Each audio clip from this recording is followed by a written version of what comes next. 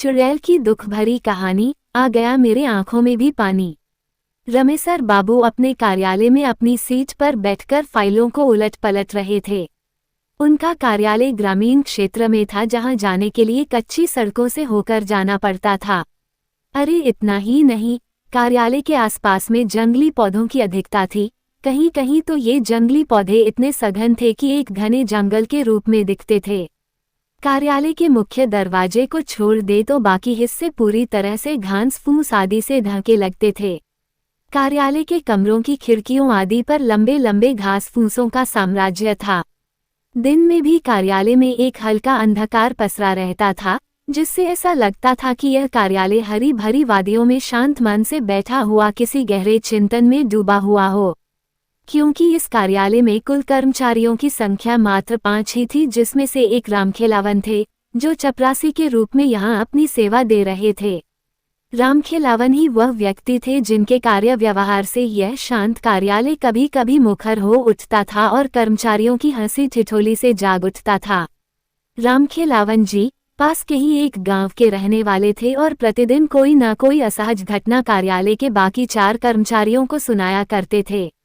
वे विशेषकर जब भी कार्यालय में प्रवेश करते तो सबसे पहले रमेसर बाबू के कमरे में जाते और राम राम कहने के साथ ही शुरू हो जाते कि बाबू कल तो गांव में गजब हो गया था। रमदैया को जंगल में चुड़ैल ने पकड़ लिया था तो मनोहर का सामना एक भयानक भूत से हो गया था। जब तक रामखेलावन जी सभी कर्मचारियों से मिलकर कुछ भूत प्रेत गांव गड़ा की बातें नहीं बता लेते, उन्हें कल चैन नहीं पड़ता था। कोई कर्मचारी रामखेलावन की बातों को सहजता से सुनता तो कोई केवल हाँ हूँ करके उस ओर कान नहीं देता और उन्हें स्टोव जलाकर चाय बनाने के लिए कह देता या पानी की ही मांग करके उनसे बचने की कोशिश करता। पर रामखेलावन की बातों को रमेसर बाबू बहुत ही सजगता से सुनते और पूरा ध्यान देते हुए बीच बीच में हाँ हूँ करने के साथ कुछ सवाल भी पूछते। एक दिन की बात है, रामखेलावन जी कार्यालय थोड़ा जल्दी ही पहुंच गए और सीधे रमेसर बाबू के कमरे में घुस गए। पर उस समय रमेसर बाबू अपनी कुर्सी पर नहीं थे, शायद वे अभी कार्यालय पहुंचे ही नहीं थे। रामखेलावन थोड़ा डरे सहमे लग रहे थे और बार बार अपने माथे पर आ रहे पसीने को गमछे से पोंछ रहे थे। वे ज्यों ही कमरे से बाहर निकले त्यों ही कार्यालय के प्रांगण में उन्होंने रमेसर बाबू को अपनी साइकिल को खड़े करते हुए देखा। वे दौड़कर रमेसर बाबू के पास पहुंच गए और बिना जेरमी किए ही हकलाकर घबराकर बोले, बाबू बाबू, कल रात को तो गजब हो गया। मेरा पूरा परिवार आफत में आ गया है। समझ में नहीं आ रहा है कि क्या करूं। रमेसर बाबू ने उन्हें अपने कमरे की ओर चलने का इशारा करते हुए आगे आगे तेज कदमों से अपने कार्यालय कक्ष में प्रवेश किए। फिर एक कुर्सी पर रामखेलावन जी को बैठने का इशारा करते हुए अपने झोले को वहीं मेज पर रखकर एक गिलास में पानी लेकर कक्ष के बाहर आकर हाथ धोए। उसके बाद कमरे में लगे हनुमान जी की फोटो को अगरबत्ती दिखाने के बाद अपनी कुर्सी पर बैठते हुए रामखेलावन जी से बोले, रामखेलावन जी अब अपनी बात पूरी विस्तार से बताइए। उनकी अनुमति मिलते ही रामखेलावन जी कहना शुरू किए, बाबू कल मैं जब शाम को घर पर पहुंचा तो पता चला कि मेरी बहू कुछ लकड़ी आदि की व्यवस्था करने जंगल की ओर गई थी और वहीं उसे किसी चुड़ैल ने धर लिया था। वो इधर उधर जंगल में भटक रही थी, तभी कुछ गांव के ही गाय बकरी के चरवाहों की नजर उस पर पड़ी। वे लोग स्थिति को भांप गए और मेरी बहू को पकड़कर घर पर छोड़ गए। फिर गांव के ही सोखा बाबा ने झाड़ फूंक की, उसके बाद उस चुड़ैल से छुटकारा मिला। पर आज सुबह फिर से उस पर चुड़ैल हावी हो गई है। सुबह से ही सोखा बाबा उसे उतारने में लगे हैं, पर वह छोड़कर जाने का नाम ही नहीं ले रही है। समझ में नहीं आ रहा है कि क्या करूं। रामखेलावन की बातों को सुनकर रमेसर बाबू थोड़े गंभीर हुए और अचानक पता नहीं क्या सूझा कि हंसने लगे। रमेसर बाबू की यह हालत देखकर रामखेलावन जी तो और भी हक्के बक्के हो गए। उन्हें समझ में नहीं आया कि आखिर इनको क्या हो गया, कहीं इन पर भी तो किसी भूत प्रेत का साया नहीं पड़ गया। अभी रामखेलावन जी यही सब सोच रहे थे, तभी रमेसर बाबू अपनी कुर्सी पर से उठे और बिना कुछ बोले रामखेलावन को अपने पीछे आने का इशारा करते हुए कमरे से बाहर निकल गए। कमरे से बाहर निकलकर रमेसर बाबू पास की ही एक झाड़ी से कुछ पत्तों को तोड़ा और मन ही मन कुछ मंत्र बुदबुदाए। फिर रामखेलावन को उन पत्तों को देते हुए बोले कि आप इसे पीसकर अपनी बहू को पिला दें और अपने घर पर ही रुकें। मैं कार्यालय में कुछ जरूरी कामकाज निपटाकर अभी 1-2 घंटे में आपके घर पर पहुंचता हूँ। रामखेलावन जी बिना कुछ बोले केवल सिर हिलाए और उन पत्तों को लेकर घर की ओर बढ़े। रास्ते में उन्हें केवल एक ही बात खाए जा रही थी कि रमेसर बाबू को यहाँ आए 3 साल हो गए, पर कभी उन्होंने इस बात का जिक्र नहीं किया कि वे भूत प्रेतों को उतारना भी जानते हैं। कहीं वे मजाक में तो इन पत्तों को तोड़कर झूठ मूठ में कुछ बुदबुदाकर मुझे नहीं दे दिए। पर रमेसर बाबू ऐसा नहीं कर सकते, वे तो बहुत गंभीर आदमी हैं और हमारी सारी बातों को भी तो बहुत गंभीरता से लेते हैं और समय समय पर हर प्रकार से हमारी मदद भी तो करते रहते हैं। ना, वे मेरे साथ मजाक नहीं कर सकते। यही सब सोचते सोचते रामखेलावन जी घर पर पहुंच गए। घर के बाहर 10-15 गांव घर के ही लोग बैठे नजर आए। एक खटिया पर सोखा बाबा भी बैठकर लोगों से कुछ बातचीत कर रहे थे। रामखेलावन जी को देखते ही सोखा बाबा बोल पड़े, रामखेलावन, ये चुड़ैल तो बहुत ढीठ है, रात को छोड़ तो दी थी पर सुबह फिर से आ गई। 2-3 घंटे मैंने कोशिश किया पर छोड़कर जाने का नाम ही नहीं ले रही है, अभी भी आंगन में नाच कूद रही है। मेरे मंत्रों का अब तो उस पर कुछ असर भी नहीं हो रहा है, यहाँ तक कि मेरा भी मजाक उड़ा दी। इतना सब होने के बाद मैं उसे छोड़कर बाहर आकर बैठ गया हूँ। मैं अब कुछ नहीं कर सकता। मेरा जितना पावर था वह सब अजमा लिया। रामखेलावन जी सोखा बाबा के ही बगल में बैठते हुए अपनी लड़की को आवाज लगाए। उनकी लड़की घर में से दौड़ते हुए बाहर निकली। फिर रामखेलावन जी ने उन पत्तों को उसे देते हुए कहा कि अभी इसे पीसकर बहू को पिला दो, अगर ना नूका करती है तो जबरदस्ती पिलाओ। इसके बाद रामखेलावन की लड़की उन पत्तों को लेकर घर में गई तथा उन पत्तों को पीसकर अपनी भाभी को पिलाई। अरे ये क्या! एक घूंट अंदर जाते ही रामखेलावन जी की बहू तो काफी शांत हो गई और वहीं आंगन में ही एक तराई पर बैठ गई। अब उसके व्यवहार में काफी अंतर आ गया था। उसका कूदना नाचना बंद हो गया। रामखेलावन जी की लड़की दौड़ते हुए घर में बाहर निकली और रामखेलावन जी की ओर देखकर बोली, बाबू बाबू। भूजी को अब आराम हो गया है, वे आंगन में ही अब शांति से बैठ गई हैं। बाहर जितने लोग बैठे थे वे सब हतप्रभ हो गए।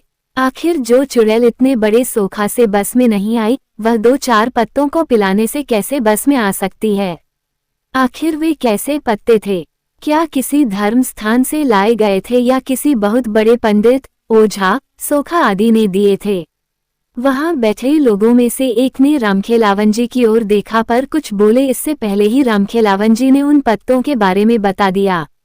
सभी लोग बिन देखे उस रमेसर बाबू के प्रति नतमस्तक हो गए। सोखा बाबा ने कहा कि वास्तव में आपके रमेसर बाबू तो बहुत पहुंचे निकले। जिस चुड़ैल को बस में करने के लिए मैंने सारे के सारे हथकंडे अपना लिए, उसे उनके मंत्रित 2-4 पत्तों ने बस में कर लिया। फिर तो रामखेलावन जी थोड़ा तनकर बैठ गए और लगे रमेसर बाबू का गुणगान करने।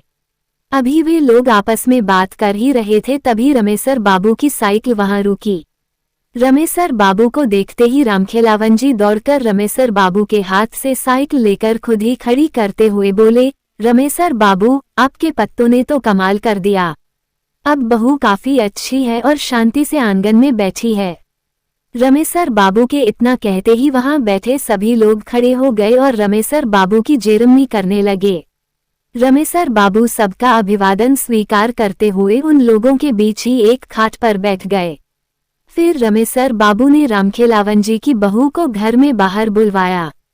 वो काफी शांत थी पर रमेसर बाबू को लगा कि अभी भी वो चुड़ैल यहीं है और पत्ते का असर खत्म होते ही फिर से इसे जकड़ लेगी।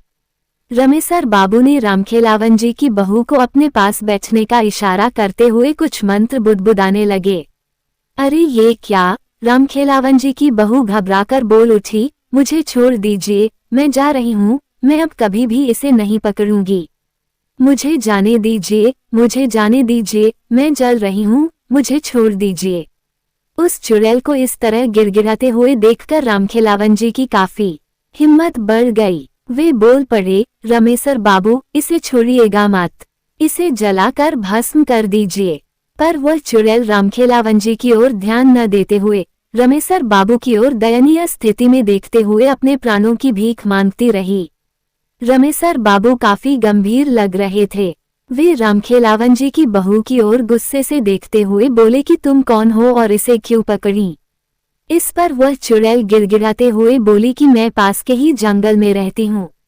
मैं बंजारा परिवार से हूँ। एक बार हमारे परिवार ने इसी जंगल के बाहर अपना टेंट लगाया था। शाम के समय मैं लकड़ी लेने जंगल में प्रवेश की। मुझे पता नहीं चला कि कब मैं घने जंगल में पहुंच गई और रास्ता भी भटक गई। तब तक रात भी होने लगी थी। जंगल में पूरा अंधेरा पसरना शुरू हो गया था। मैं थोड़ी डर गई थी पर हिम्मत नहीं खोई थी। अचानक मेरे दिमाग में एक विचार आया। मैंने सोचा कि रात के इस अंधेरे में अब रास्ता खोजना ठीक नहीं, कहीं किसी जंगली जानवर की शिकार न हो जाऊं। इसलिए मैंने हिम्मत करके वहीं एक मोटे जंगली पेड़ पर चढ़कर बैठ गई। मैंने सोचा कि सुबह होते ही मेरे परिवार के लोग जरूर मुझे खोजने आएंगे और अगर नहीं भी आए तो मैं दिन में अपना रास्ता खोज लूंगी। पर वह रात शायद मेरे जीवन की समाप्ति के लिए ही आई थी। मैं जिस पेड़ पर चढ़कर बैठी थी उसी पर एक प्रेत का डेरा था। आधी रात तक तो सब कुछ एकदम ठीक ठाक था, पर उसके बाद अचानक वह प्रेत कहीं से उस पेड़ पर आ बैठा। उसके आते ही जैसे पूरे जंगल में भयंकर तूफान आ गया हो। अनेकों पेड़ों की डालियां तेज हवा से डरावने रूप से हिलने लगी थीं। मुझे देखते ही वह जोरदार ढंग से अट्टहास किया और मुझे कोई प्रेतनी ही समझकर बोला कि तुम्हें पता नहीं कि यह मेरा निवास है। मैं कुछ जरूरी काम से जंगल से बाहर क्या गया, तूने मेरे बसेरे पर कब्जा कर लिया, मैं तुझे छोड़ूंगा नहीं। इतना कहकर वह मेरे तरफ झपटा। अत्यधिक डर से तो मेरी चीख निकल गई। मैं बहुत तेज चिल्लाई कि मैं कोई प्रेतनी नहीं हूँ, मैं इंसान हूँ, इंसान। मेरी बातों को सुनकर तो वह और जोर से अट्टहास करने लगा और बोला कि मुझे एक संगिनी चाहिए। तुझे अगर सही सलामत रहना है तो मुझसे विवाह करना होगा, मरता क्या ना करता। मैंने सोचा कि अब इस समय बस एक ही रास्ता है कि इसकी बातों को मान लिया जाए और दिन उगने के बाद यहाँ से खिसक लिया जाएगा। मैंने उसके हाँ में हाँ मिलाते हुए अपनी सहमति दे दी। मुझे क्या पता था कि यह सहमति मुझ पर बहुत भारी पड़ेगी। इतना कहने के बाद रामखेलावन की बहू पर सवार वह चुड़ैल फूट फूट कर रोने लगी। रमेसर बाबू थोड़े भावुक हो गए और उसके प्रति थोड़ी नरमी दिखाते हुए पानी भरा लोटा उसको पीने के लिए दे दिए। 2-4 घूंट पानी पीने के बाद उसने फिर से कहना शुरू किया। मेरी सहमति देने के बाद वह प्रेत पता नहीं कहाँ गायब हो गया। उसके गायब होते ही मैंने थोड़ी चैन की सांस ली, पर यह क्या अभी 10-15 मिनट भी नहीं बीते होंगे कि उस जंगल में जैसे भूचाल आ गया हो, एक बहुत बड़ा तूफान आ गया हो। कितने पेड़ों की पता नहीं कितनी डालियां टूटकर धरती पर पड़ गईं। कम से कम सैकड़ों भूत प्रेत वहां उपस्थिति हो गए थे। चारों तरफ चीख पुकार मचा हुआ था। कुछ डरावनी अट्टहास कर रहे थे तो कुछ इस डाली से उस डाली पर कूद फांद रहे थे तो कुछ ताली बजाकर नाच रहे थे। मुझे तो कुछ समझ में ही नहीं आ रहा था कि यह सब क्या हो रहा है। तब तक वही प्रेत फिर से मेरे पास प्रकट हुआ और बोला कि विवाह की व्यवस्था करने चला गया था, अपने परिवार वालों को बुलाने चला गया था। शादी में इन सबको भी तो शरीक करना होगा। अरे ये क्या, अब तो मेरी शामत आ गई। पूरा शरीर पीला पड़ गया, कुछ बोलने की हिम्मत नहीं रही। तभी अचानक एक प्रेतनी वहां प्रकट हुई और उस प्रेत से लड़ने लगी। वो प्रेतनी बोल रही थी कि मेरे रहते तू दूसरी शादी करेगा, कदापि नहीं, कदापि नहीं, मैं ऐसा नहीं होने दूंगी। और इतना कहने के साथ ही उस प्रेतनी ने उस डाल से मुझे धक्का दे दिया और जमीन पर गिरने के कुछ ही समय बाद मेरी लीला समाप्त हो गई थी। इतने कहने के साथ ही वह चुड़ैल फिर से रोने लगी थी। इसके बाद रमेसर बाबू ने उस चुड़ैल को चुप रहने का इशारा करते हुए कहा कि आज के बाद तू इन गांव वालों को कभी परेशान नहीं करोगी। चुड़ैल ने हामी भरते हुए कहा कि ठीक है, पर मैं तो एक बहुत ही छोटी आत्मा हूँ। इन पास के जंगलों में पता नहीं कितनी भयानक भयानक आत्माएं विचरण करती हैं। आप उन सब से इस गांव वालों को कैसे बचा पाएंगे? उस चुड़ैल कि इस बात को सुनते हुए रमेसर बाबू हल्की मुस्कान में बोले, तून तो बकस इन लोगों को बाकी भूत प्रेतों से कैसे निपटना है वह तून मुझ पर छोड़। इसके बाद रमेसर बाबू ने लोगों को अब कभी न पकड़ने की बात उस चुड़ैल से 3 बार कबूल करवाई तथा साथ ही उसे थूककर चाटने के बाद ही जाने दिया। तो पाठकगण, रमेसर बाबू ने उस चुड़ैल से तो गांव वालों को छुटकारा दिला दिया, पर क्या वे दूसरे भूत प्रेतों से उन गांव वालों की रक्षा कर पाए? राज को राज ही रहने दिया जाए। खैर, आप लोग बताएं कि यह भूत ही काल्पनिक कहानी आप लोगों को कैसी लगी।